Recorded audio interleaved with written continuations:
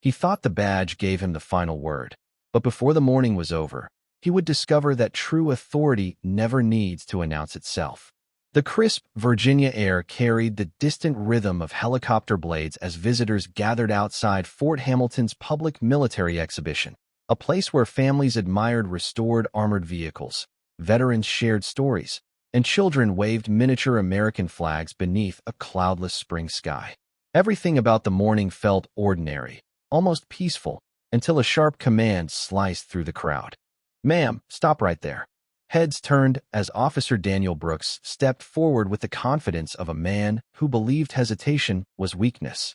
His polished badge reflected the sunlight, his jaw tightened, and every movement suggested years of believing his instincts were beyond question.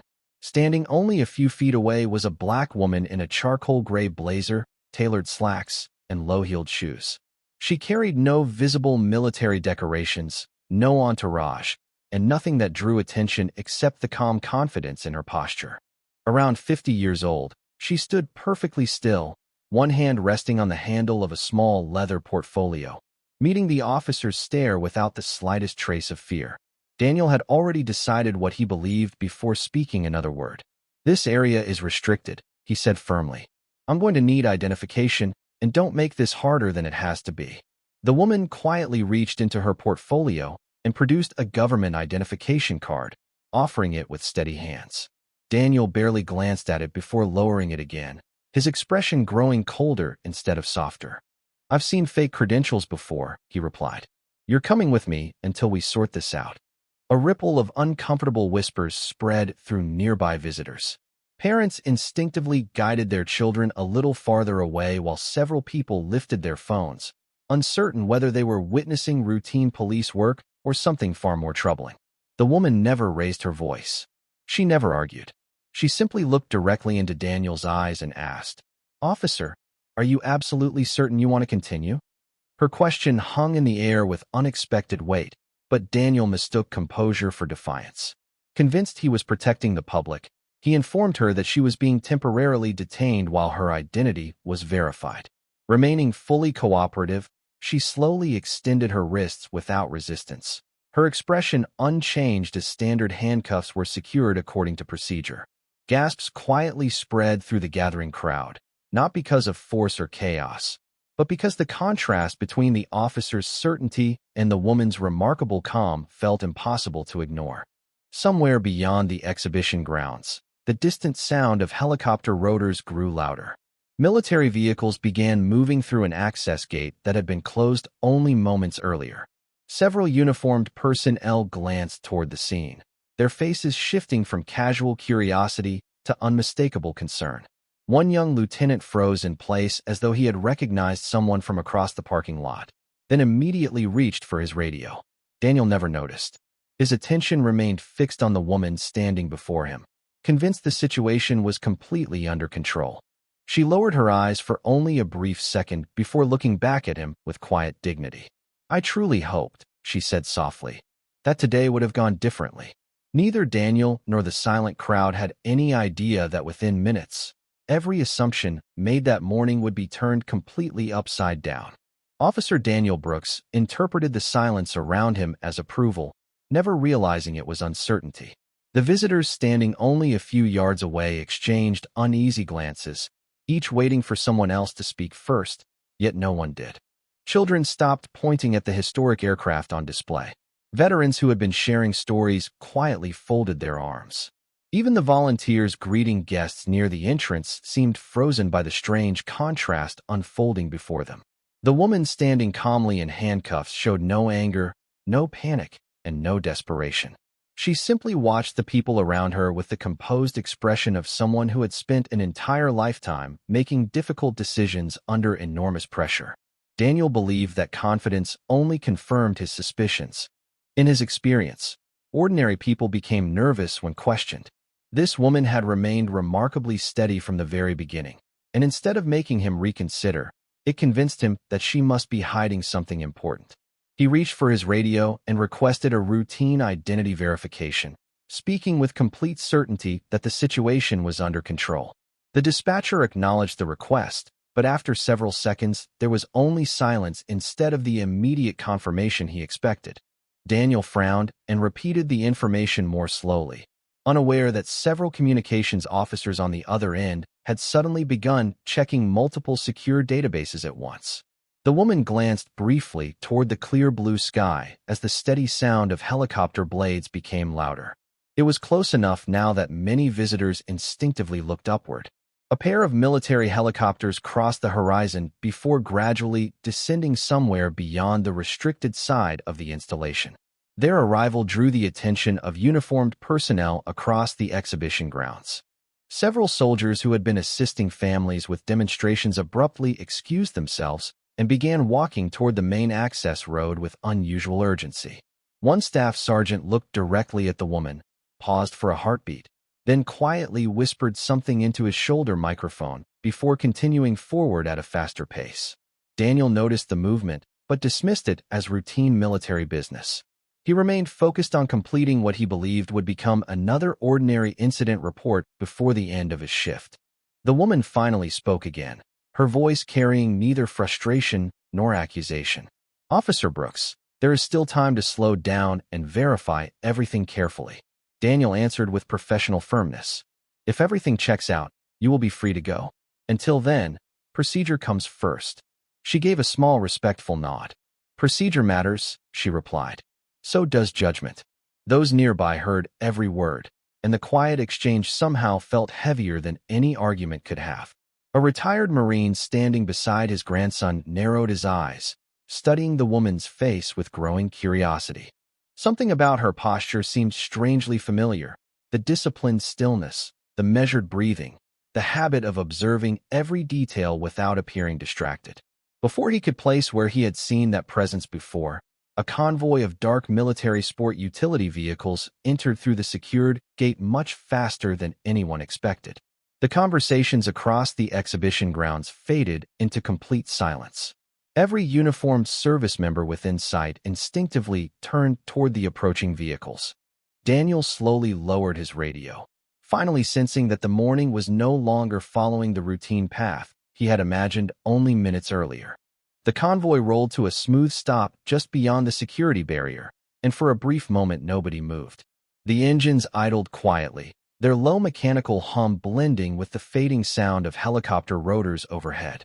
Every soldier within sight seemed to recognize that these vehicles were not part of the public exhibition schedule. Visitors looked from one face to another, searching for an explanation that no one could yet provide.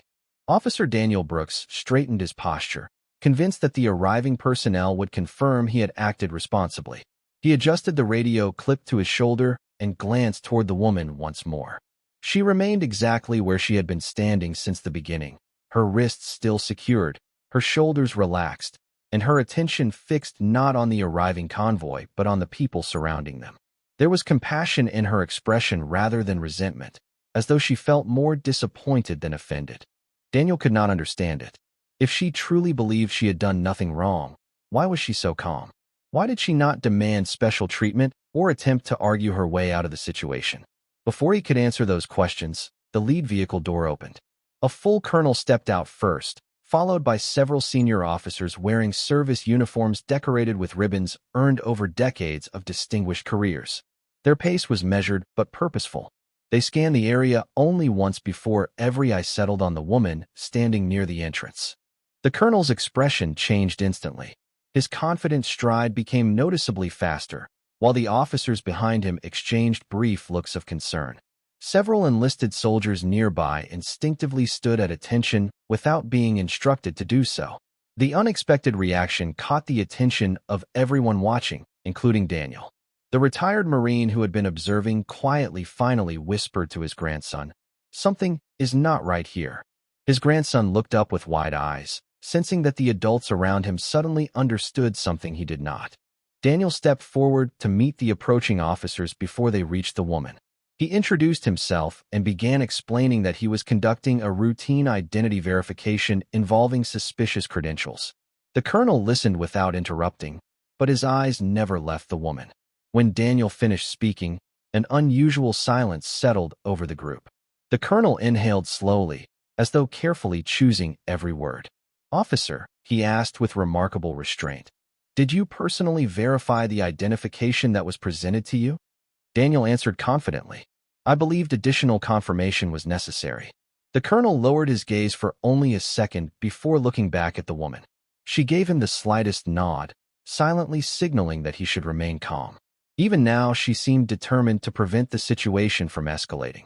That simple gesture puzzled everyone who witnessed it. The senior officers immediately understood its meaning. She was protecting the dignity of everyone involved, including the officer who had just detained her. Daniel still had no idea who stood before him. To him, she was simply a composed woman whose identity remained uncertain. To nearly every military member now arriving at the scene, however, she represented decades of honorable service, extraordinary leadership, and decisions that had shaped thousands of careers. The distance between those two realities was only a few words away from disappearing forever. The colonel took one measured step forward before stopping a respectful distance from the woman. Every soldier behind him remained perfectly still, their attention fixed on her rather than on the officer conducting the detention. The silence grew so complete that the distant flutter of flags above the parade ground seemed unusually loud. Visitors who had only moments earlier been chatting with their families now watched without speaking, sensing they were witnessing something none of them fully understood. Officer Daniel Brooks folded his hands behind his duty belt and maintained his professional posture. He believed he had followed every procedure expected of him, and the unusual reaction from the military personnel only strengthened his determination to justify each decision. "If there has been a misunderstanding," he said calmly, "I will gladly resolve it once her identity is verified through the proper channels." The colonel nodded politely, but there was unmistakable concern in his eyes. "Officer Brooks," he replied, "some situations require careful observation before conclusions are reached." Daniel answered without hesitation, "That is exactly what I am doing." The woman quietly listened to the exchange without interrupting either man. She showed no frustration toward the officer and no expectation that anyone should immediately intervene on her behalf. Instead, she slowly looked across the exhibition grounds where dozens of young military families stood watching. Some of the children looked frightened by the unfamiliar tension, while their parents gently reassured them that everything would be all right. Her expression softened for just a moment. It was the look of someone who had spent decades carrying responsibility for thousands of service members and understood that every public decision became an example for those watching. The retired Marine standing nearby finally recognized something that had been troubling him since the encounter began. It was not her face alone. It was the way every senior officer instinctively positioned themselves in her presence, the quiet respect that could never be rehearsed or manufactured. He had seen it many years earlier during a joint command briefing, although the woman had been wearing a decorated service uniform instead of civilian clothing. His eyes widened slightly, but he remained silent, uncertain whether he should say anything before the officers themselves spoke. Meanwhile, Daniel received another transmission through his radio. The dispatcher sounded noticeably more cautious than before. "Officer Brooks, we are still waiting for additional confirmation. Please remain where you are until further notice." That response surprised him. Identity checks rarely took this long, especially for someone carrying official government credentials. Even so, he interpreted the delay as proof that additional investigation had been justified. The woman gently shifted her attention back toward him. "Officer," she said with the same calm voice she had used from the beginning, "every decision we make under pressure becomes part of our character. Long after paperwork is forgotten, people remember how they were treated." Daniel met her eyes for a brief moment. Something about those words unsettled him in a way he could not explain. They did not sound defensive. They sounded like advice from someone who had spent an entire career leading others through moments far more difficult than this one. Before he could respond, every soldier near the convoy suddenly stood even straighter as another vehicle entered through the secured gate carrying a row of polished flags across its front fender. The expressions on the faces of the senior officers changed immediately. Whatever confirmation they had been waiting for had finally arrived, and within seconds the quiet uncertainty hanging over the exhibition grounds was about to become undeniable reality. The final vehicle came to a smooth stop beside the convoy, and the atmosphere across the exhibition grounds shifted in an instant. A senior command sergeant major stepped out first, followed by two aides carrying sealed briefing cases. Neither of them hurried. They walked with the quiet confidence of people who knew exactly where they belonged. The moment they saw the woman standing calmly near the entrance, every trace of uncertainty disappeared from their faces. They did not react with surprise. They reacted with recognition. Officer Daniel Brooks watched carefully, expecting someone to explain why so many senior military leaders had suddenly gathered around an ordinary identity check. Instead, he noticed something far more unsettling. None of them asked who the woman was. None of them questioned why she was there. Their attention focused entirely on the fact that she remained standing with remarkable composure despite the circumstances. One of the younger captains quietly approached the colonel and whispered a few words that Daniel could not hear. The colonel nodded once before replying in an equally low voice. Around them, the soldiers maintained perfect discipline, but several exchanged brief glances that revealed growing concern. The retired Marine standing among the visitors slowly removed his veteran's cap and held it respectfully against his chest. His grandson looked up in confusion. "Grandpa," the boy whispered, "do you know her?" The older man kept his eyes fixed on the woman before answering softly. "I think I know exactly who she is. I only pray everyone else realizes it before this goes any further." Those words spread quietly through the nearby crowd. A few visitors began searching her face, comparing distant memories with the calm figure before them. Some remembered seeing newspaper photographs from military ceremonies. Others recalled televised congressional hearings featuring a decorated officer who had spoken about leadership, accountability, and service above self. No one spoke those memories aloud, but recognition slowly moved through the gathering like a silent wave. Daniel's radio crackled once again. This time the dispatcher's voice sounded unusually careful. "Officer Brooks, additional federal verification has been completed. Please maintain the current scene. Senior Military Command is assuming coordination." Daniel frowned. Federal verification was not language normally used during a routine detention. He instinctively looked back toward the identification card still resting in his evidence pouch. For the first time that morning, he wondered whether he should have examined it more closely before reaching a conclusion. The woman noticed the brief hesitation crossing his face. She did not criticize him. She did not remind him of his earlier certainty. Instead, she offered a calm expression that seemed almost encouraging. "Every leader faces a moment when certainty must give way to humility," she said gently. "The strongest ones recognize that moment before someone else has to point it out." Her words settled heavily over everyone within earshot. Even the colonel lowered his eyes for a brief second, understanding that the lesson was meant for far more than one officer standing in front of her. Then the command sergeant major came to a respectful stop only a few feet away. He stood perfectly straight, took one measured breath, and prepared to address the woman in a voice loud enough for every soldier, every visitor, and Officer Daniel Brooks himself to hear. The command sergeant major came to a precise halt before the woman and, without a moment of hesitation, raised a crisp salute. Every senior officer standing behind him immediately did the same. Across the exhibition grounds, soldiers instinctively followed, their movements perfectly synchronized until an entire line of uniforms stood frozen in silent respect. The visitors watched in complete disbelief. Parents lowered their phones. Children looked toward their mothers and fathers, trying to understand why every military member had suddenly become so still. Officer Daniel Brooks remained motionless, his eyes moving from one saluting officer to another as confusion slowly replaced confidence. Then the command sergeant major spoke in a clear, steady voice that carried across the open plaza. "Good morning, General Angela Carter. Welcome to Fort Hamilton. We sincerely apologize for the delay in receiving you." The words seemed to suspend time itself. Daniel felt the air leave his lungs. "General."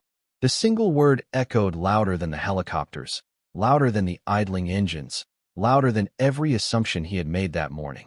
His gaze shifted toward the identification card still secured in his evidence pouch. He suddenly remembered the official seal he had dismissed without careful examination. The credentials he had assumed were questionable before allowing himself the patience to verify them. General Angela Carter slowly inclined her head in acknowledgement of the salute. She did not smile with satisfaction, nor did she display anger. Instead, she calmly returned the salute with quiet dignity before lowering her hand. "Thank you, Sergeant Major," she replied. "Please make everyone comfortable. There is no need for unnecessary ceremony." Even in that extraordinary moment, her first concern was the people around her rather than herself. The colonel stepped forward respectfully. "General, your inspection team has been waiting inside the command center for the last 20 minutes. Several visitors exchanged stunned glances. Inspection team, command center. Those simple phrases transformed the entire morning into something completely different. This had never been an ordinary visit. General Carter had arrived quietly, without media coverage or formal announcement, intending to observe operations exactly as any ordinary citizen might experience them. Daniel's hands suddenly felt much heavier than before. He looked at the standard handcuffs still secured around her wrists and immediately understood the full weight of what had happened. Before he could speak, General Carter gently turned toward him. There was no anger in her eyes, only calm disappointment mixed with genuine compassion. "Officer Brooks," she said softly, "would you please remove these? I believe everyone now has the information they needed." Her voice contained no humiliation, no triumph, and no demand for revenge. Daniel swallowed hard before carefully following her request with visible respect. Once the handcuffs were removed according to department procedure, he stepped back, unable to find the words he had rehearsed in his mind only moments earlier. Around them, no one celebrated. No one applauded. The silence itself carried more weight than any reaction could have expressed. Every person standing there understood they had witnessed something far greater than an identity mistake. They had watched assumptions collapse in the face of truth, and standing quietly at the center of it all was a woman whose authority had never depended on announcing who she was because her character had spoken long before her rank ever did. No one spoke for several long seconds. The exhibition grounds, once filled with cheerful conversations and the sounds of families enjoying their morning, had become completely silent. Officer Daniel Brooks stood where he was, staring at the woman he had misjudged only minutes earlier. His mind replayed every decision he had made from the moment he first approached her. None of those choices could be undone, and he knew it. General Angela Carter adjusted the sleeve of her blazer with calm precision before accepting the identification card that the colonel respectfully handed back to her. She looked at it for only a moment before placing it inside her leather portfolio, as though it were nothing more than another ordinary day. There was no satisfaction in proving anyone wrong. There was only quiet disappointment that the lesson had been necessary. The colonel turned toward Officer Brooks. His voice remained professional, free from anger or accusation. "Officer, this visit was part of an unannounced leadership assessment coordinated between military command and local agencies. General Carter specifically requested to arrive without ceremony because she wanted to observe how people were treated before anyone recognized her position." Those words landed heavily across the gathering. Several visitors slowly lowered their eyes, realizing they had watched the entire encounter without saying anything. The retired Marine gently placed a hand on his grandson's shoulder. "Remember this day," he whispered. "Respect is not something you offer only after you learn a person's title." Daniel heard every word. They settled into his conscience more deeply than any formal reprimand ever could. A representative from the local police department had already arrived after receiving updates through dispatch. He quietly approached Daniel and asked him to step aside for a brief conversation. There was no public humiliation, no raised voices, and no dramatic confrontation. Department policy required that the incident be documented and reviewed carefully because any interaction involving identity verification at a federal installation demanded complete transparency. Daniel willingly surrendered his body camera recording and incident notes without objection. He understood that accountability was not punishment. It was responsibility. General Carter noticed the exchange but did not interfere. Instead, she addressed the assembled soldiers and visitors with the same composed voice that had remained steady throughout the morning. Every organization earns trust one decision at a time. Uniforms, badges, and ranks exist to serve people, not to place anyone above them. The moment we begin making assumptions about those we are sworn to protect, we weaken the very institutions we represent. Her words spread across the silent plaza with remarkable clarity. Even the youngest children seemed to sense the importance of the moment. A little girl standing beside her father quietly asked, "Is she the boss?" Her father smiled gently before answering, She is someone who never needed everyone to know she was important. General Carter heard the exchange and offered the child a warm smile. It was the first smile anyone had seen from her that morning. In that simple moment, the tension finally began to lift. Yet for Officer Daniel Brooks, the lesson had only begun. The review that would follow was no longer about one mistaken detention. It would become an opportunity to examine how quickly certainty can replace fairness when assumptions take the place of patience, and how true leadership is measured not by the authority someone carries, but by the dignity they extend to every person they meet. By early afternoon, the exhibition grounds had slowly returned to normal, but the conversations sounded different than they had only a few hours before. Families who had come expecting a simple day of military history found themselves reflecting on something much deeper. They no longer talked only about aircraft, medals, or uniforms. They talked about judgment, respect, and the quiet strength they had witnessed in a woman who never once relied on her title to command dignity. Inside the installation headquarters, General Angela Carter continued the inspection exactly as originally planned. She reviewed readiness reports, met with commanders, and walked through training facilities with the same careful attention that had defined her career for more than 3 decades. Not once did she ask anyone to change the inspection because of what had happened outside the gate. Her schedule remained exactly as written. Several officers privately suggested delaying certain meetings to give everyone time to process the morning's events, but she declined every offer. Our responsibility to serve does not stop because a difficult lesson was learned, she said calmly. If anything, it becomes even more important. Meanwhile, Officer Daniel Brooks sat inside a quiet conference room with representatives from his department. His body camera footage had already been secured, and his supervisors patiently walked through the timeline with him minute by minute. No one shouted. No one attempted to embarrass him. They asked simple questions instead. Why had he dismissed the identification before examining it completely? Why had he assumed deception instead of requesting immediate verification? At what point had certainty replaced curiosity? Daniel answered each question honestly. For the first time since joining law enforcement, he realized that good intentions alone could never replace careful judgment. Experience meant very little if it was clouded by assumptions. Later that afternoon, before leaving the installation, General Carter requested a brief private conversation with Daniel. The meeting lasted less than 10 minutes, and only the two of them knew every word that was spoken.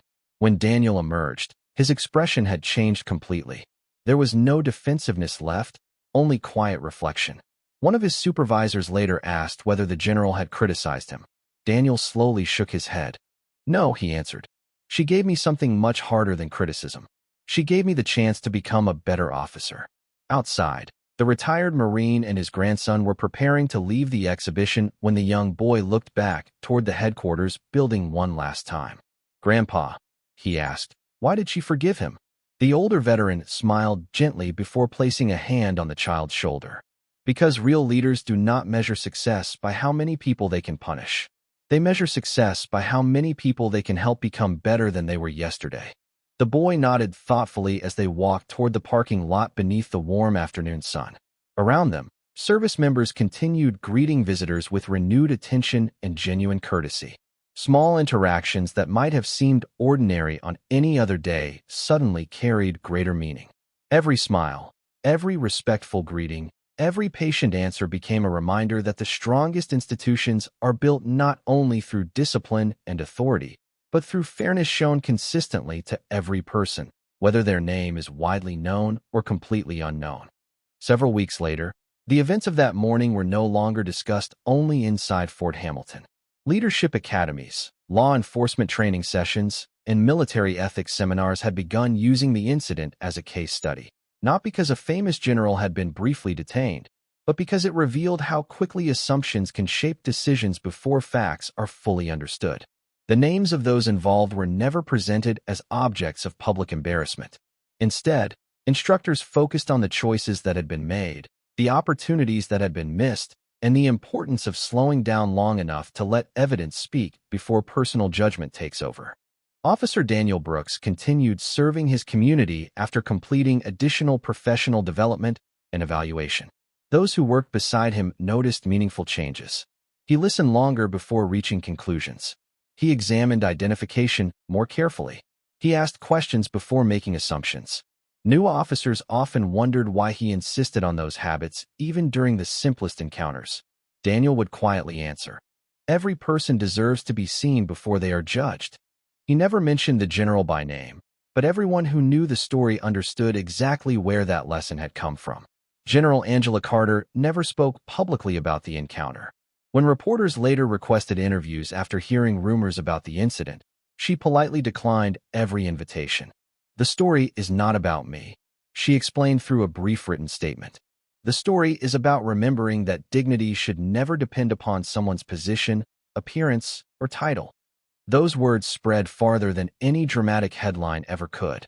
Months later, the retired Marine returned to Fort Hamilton with his grandson for another exhibition. This time the boy noticed something different almost immediately. Every visitor was greeted warmly.